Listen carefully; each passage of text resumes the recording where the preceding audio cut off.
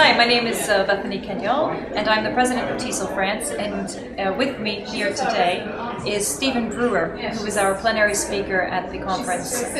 Our conference this year is our 30th, and so we are celebrating the 30th anniversary of TESOL France, so it's a great honor that we've got Stephen here. So Stephen, why don't you tell me a little bit about yourself, as I understand you're working in Lille. Yeah, well, I'm a native of northeastern Pennsylvania, and I've been living and working in France since 1989. And for the past 4 years, I've been a teacher, educator, and language educator at the IUFM Nord-Pas-de-Calais, which is about 1 hour north of Paris, in the city of Arras.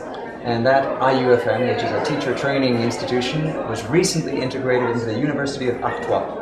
So, again, in the city of Arras, about 1 hour north of Paris. And I understand you're also doing a lot of work with self-efficacy. This is a lot of what you talked about. You talked about the inner game yesterday, which was really interesting. Can you go into a little bit more detail about your work?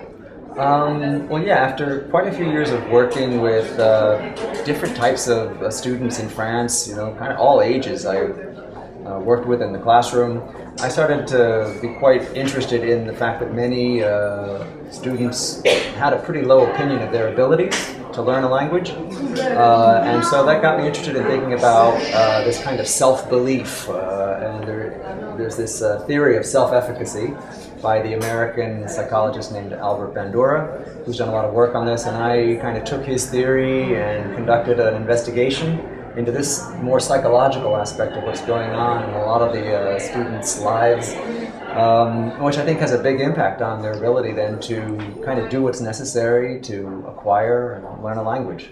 And what do you think teachers can take from your message yesterday? Well, I think I'm hoping that what the talk yesterday kind of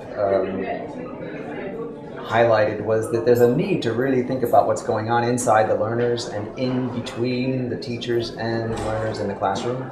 And that it's a lot about what's going on inside people that really makes a difference. So the inner game is this idea that it's what's going on inside us and what we believe about our abilities, and in particular how we exercise our agency. Agency being our ability to kind of intentionally influence our own functioning and actually participate in creating the environments in which we work and study and learn.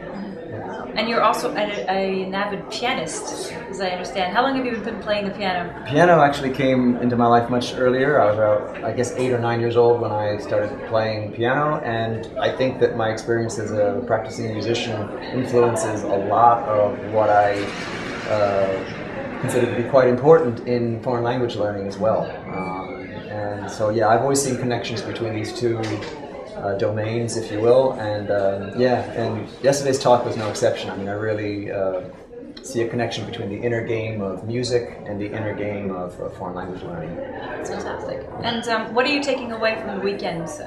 Any emotions? Any actually, a very important emotion that just got dealt with this morning. I went to a talk that focused on trying to use Twitter with your students, and I know that personally I've had a bit of a hesitation about bringing Twitter into my life at all, on any level, let alone in connection with my students. But during the talk, it was by the Professor Pointner from Germany. Petra. Very, very, absolutely. And what was nice in the question and answer session after her talk, I kind of, voiced my own hesitation or reserve about Twitter, and I think I'm convinced now to give it a shot, which will be neat. That's exciting. Yeah. I'll help you. Okay.